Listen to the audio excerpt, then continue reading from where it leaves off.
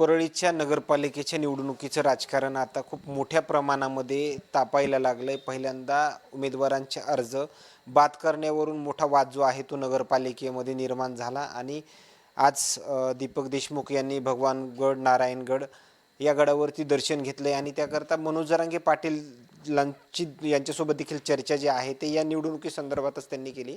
या वेगळ्या चर्चा ज्या आहेत ते त्या संदर्भात करतोच। मात्र माजी मंत्री धनंजय मुंडे देखील परळीमध्ये आता ठाण मांडून आहेत। प्रत्येक त्यांच्या कार्यकर्त्यांच्या गाठीभेटी जी आहेत ते त्यांनी सुरू केले आहेत।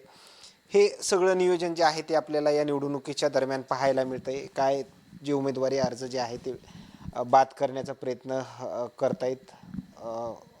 यपा ती सत्यच घटना आहे। आम्ही प्रत्यक्षात याच्या आधीचे प्रत्येक इलेक्शन पाहिलेले आहेत आणि कुणाला सांगायची जरूरतच नाही ते काय करतात आणि कसं करतात। आता तिन्ही बाद केलेले फॉर्म आम्ही ह्याच्यामध्ये अंबाजोगाईला कोर्टामध्ये दाखल केलं आणि आमच्यासारखा उद्या तिघाचे बी रिझल्ट आमच्यासारखे लागतील आणि त्यांचे वैध हे ठरतील। हे फॉर्म अवैध केले ते वैध ठरतील।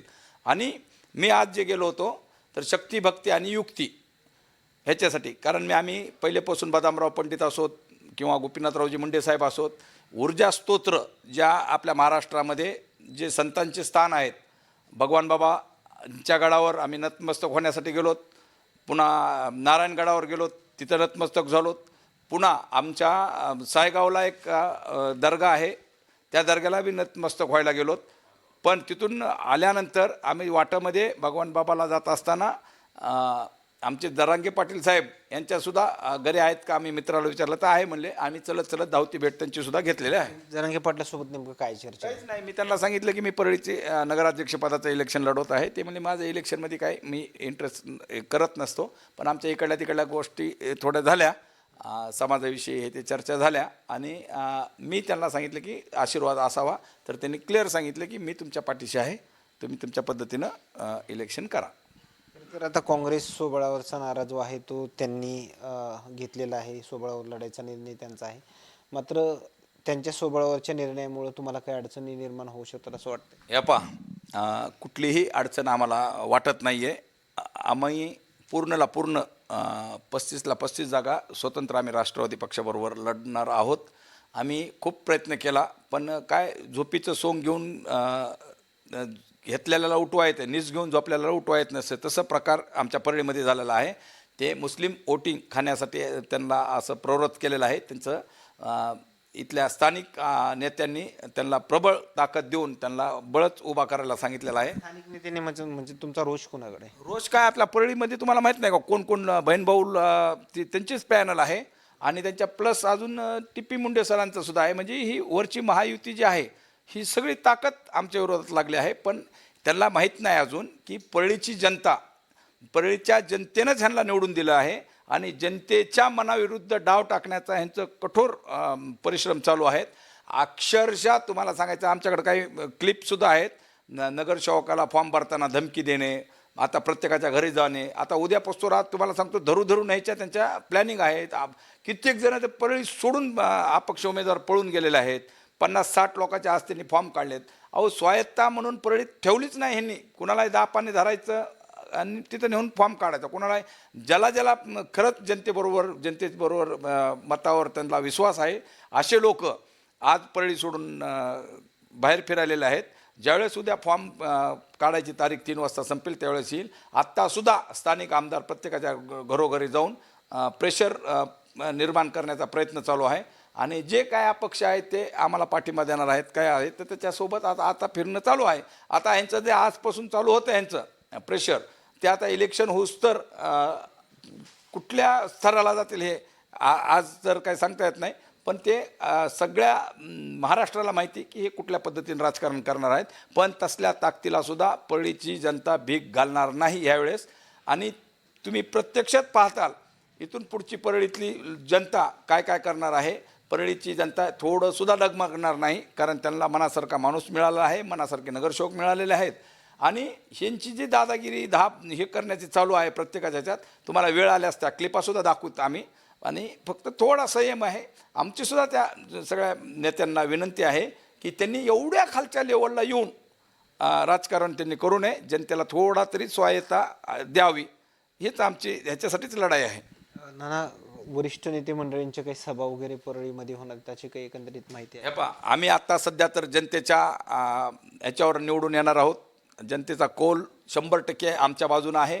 आणि आत्ताशिक तर आम्हाला तर ह्यांनी बिझीच करून ठेवलं, कुणाचे फॉर्म काढून टाके. आत्तापासून आम्ही कोर्टातून येते, आता उद्या आमचा न्याय झाला की उद्याचं ह्याची प्रक्रिया, मतदान केंद्रातली प्रक्रिया संपेल, त्याच्यानंतर आम्हाला प्रचार करायला मोकळीक होईल. चिन्ह एकदा वाटप झालं की आम्ही कंटिन्यू त्या आमचे जे नेते आहेत त्यांच्या सभासुद्धा आम्ही अरेंज करण्याचा प्रयत्न करू. जास्तीत जास्त मोठा नेता आमच्या परळीमध्ये येऊन लोकांना मार्गदर्शन करेल आणि त्यांना पाठीमागं उभा टाकल असे आम्हाला खात्री आहे. ते लवकरात लवकर आम्ही ते बी निर्णय, कोण नेता येणारे भाषणाला ते बी सांगू आम्ही. खरं तर उमेदवारी अर्ज भरण्याचा शेवटचा दिवस होता, त्यावेळेस धनंजय मुंडे हे परळीमध्ये न थांबता गंगाखेडमध्ये होते. मात्र त्यांना असं वाटतंय की परळीतली निवडणूक जी आहे ते शोरली जिंकू, असं काही वाटतं? असलं कुठलाच विषय नाही आहे. आणि परळीत त्यांनी काय केलेलं आहे माहिती आहे का, खूप चालाकीनं लोकांना जकडून ठेवलेला आहे. कित्येक जण तर तुम्हाला सांगतो, आम्हाला माहिती मिळाली आहे की सगळ्या उमेदवाराला या तुम्हाला तिकीट आहे. एका प्रभागात 8-8 जणाला, 10-10 जणाला तिकीट देतो म्हणून घरी वरी बोलवलं आणि अक्षरशः कोंडून टाकलं. आणि ज्याला तिकीट द्यायचं त्याला बी फॉर्म लावून दिले, बाकीचे सगळे कोंडून ठेवले होते. असे लोकांमध्ये, उमेदवारामध्ये आमच्यापाशी येऊन घराने गायलेले चर्चा आहे. आणि आम्हाला सुद्धा त्यांनी सांगितलं की आमच्यावर असा विषय झाला आहे आणि आता जे आमचे काही अपक्ष फॉर्म आहेत ते सुद्धा काढण्यासाठी दबावतंत्र हे वापरीत आहेत. प्रत्येकाच्या घरात जाऊन फोन लावून आम्ही सुद्धा ते फोन रेकॉर्डिंग हे ते आमच्याकडे आहेत, आम्ही त्या पद्धतीने तुम्हाला सांगू. खरं तर धनंजय मुंडे यांच्यासोबत बऱ्याच कार्यकाळ तुम्ही काम देखील केलेलं आहे. मात्र ते इथं न थांबता उमेदवारी अर्ज भरण्याच्या शेवटच्या दिवशी मात्र ते गंगाखेडला का गेले आहेत, असा काही अंदाज वगैरे लावला? मी तुम्हाला सांगालो ना, इथं जे महाप्रताप केला त्यांनी, हे नगरसेवकांना हे करून वेटीस धरून तिथं थांबवले आणि हे निघून गेले. आणि लोकांचा रोष येऊ नये, लोकांनी आम्हाला का तिकीट दिलं नाही, आम्हाला का तिकीट दिलं नाही, आम्हाला का लालचिल लावलं. तुम्हाला सांगतो, काही नगरसेवक तर आता एवढ्या ह्याला गेलेत की आम्हाला घरी बायकासुद्धा विचारत म्हणले की तुम्ही इतके दिवस केला आणि तुम्ही रिकाम्या हाताने कसे आले, तुम्ही जा तिथं तिकीट घेऊन या, नाही तर आपले खाल्लेले डबे तरी वापस आणा. इथपर्यंत गेलेलं लोकांचं हे गेलेलं बोलण्याचं, इथपर्यंत आम्हाला माहिती मिळालेलं आहे. आता खरं तर उद्यापासूनचे दौरे नेमके कसे असणार आहेत तुमचे? माझा दौरा तर मी प्रत्येक परळीमध्ये पूर्ण झाला आहे आणि प्रत्येक विभागवाईज आमचा प्रचार चालू आहे. माझी मिसेस संध्या देशमुख ही सुद्धा डोर टू डोर आता 5वा-6वा दिवस आहे. प्रत्येक गल्लीत आणि प्रत्येक घरात हे जाऊन ज्या पद्धतीनं आपण औषण करतो किंवा कुंकू वगैरे लावून महिलांचं जे आहे अवयवाचं हे ते सोबत घेऊन त्या सर्वांना मतं मागत आहेत, लोकांना विनंती करीत आहेत, आपण केलेल्या कामाची पावती मागत आहेत आणि इथून पुढे बी आम्ही तुमच्याबरोबर काम करू अशा पद्धतीनं जनतेसमोर साथ घालून आम्ही मतं मागत आहोत. आणि शेवटचा प्रश्न, जसं तुम्ही या धनंजय मुंडे यांच्यापासून बाजूला निघाल, त्यानंतर काही तुम्हाला म्हणजे त्रास किंवा प्रेशराईज वगैरे असं काही आणलं? हो का, त्यांचा वैयक्तिक काही नाही, पण त्यांनी जे सांभाळलेले टगे आहेत का, हे सगळे टीम बघा ना, ते ट्रोल करणे, हे करणे, काहीतरी कुणाला तरी बोलणे, हे 5-6 जण आहेत. आणि कालसुद्धा फॉर्म भरताना अंगावर आलेले लोक तुम्हाला त्या ह्याच्यात दिसतील. अंगावर आम्ही शासनाच्या कर्मचाऱ्याला बोलत असताना मी पक्षाचा प्रमुख आहे, मी एखाद्या शासनाच्या माझ्या अन्याय होत असेल माझ्या नगरसेवकावर किंवा त्याचा बाध होत असेल तर मीच समस्या मांडणार ना, मी प्रमुख आहे. पण बाकीचे जे होते त्यांनी सांभाळलेले गुंड कंटिन्यू मध्ये 10-15 जण होते आणि तुम्हाला त्या ह्याच्यामध्ये सुद्धा दिसतील. ते एक नगरसेवक पण त्याच्या मागे 4-4 असे गुंड प्रवृत्तीचे लोकसुद्धा मध्ये होते, जे की ग्रामीण भागातले होते. हे सुद्धा तुम्हाला त्या ह्याच्यामध्ये दिसेल तुम्हाला.